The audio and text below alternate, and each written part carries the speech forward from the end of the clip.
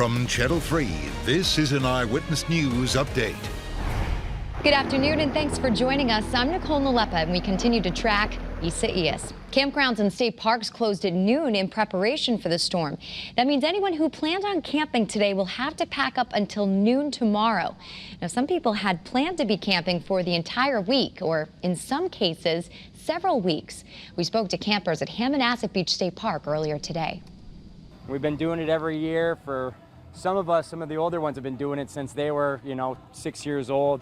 So this is pretty unprecedented. We've stayed here through many a storm and never been told we have to leave. I feel like 2020 is just the year of the fear.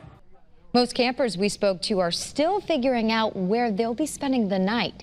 They will be able to return tomorrow at noon. Right, as of early afternoon, the latest on Isaias, sustained winds at 70 miles an hour. It's going to be making its way away from Philadelphia into the lower Hudson Valley of New York, likely passing to the west of Connecticut. This is an update from earlier today when the storm was a little bit farther east. So that means still a lot of wind for us, perhaps damaging wind, but not as big of a threat for flooding rain. So certainly some good news there, as the heaviest of the rain will likely fall well to the west of Connecticut. That's where we could see 4 to 6 inches. We could see wind gusts around 60 miles an hour, perhaps as high as 70.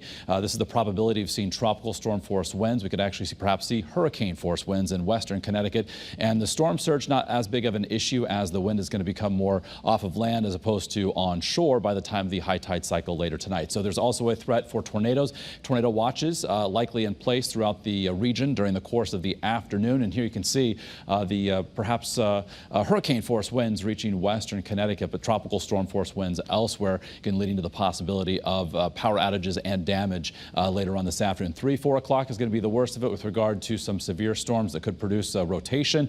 By 6 o'clock tonight, the storm is beginning to lift away from southern New England. On our 7-day forecast for tomorrow, pop-up storm late in the day possible, otherwise hot and humid, upper 80s, dry Thursday, 85 on Friday. The upcoming weekend, chance for an isolated storm, otherwise primarily dry, mid to upper 80s, both inland and along the shoreline.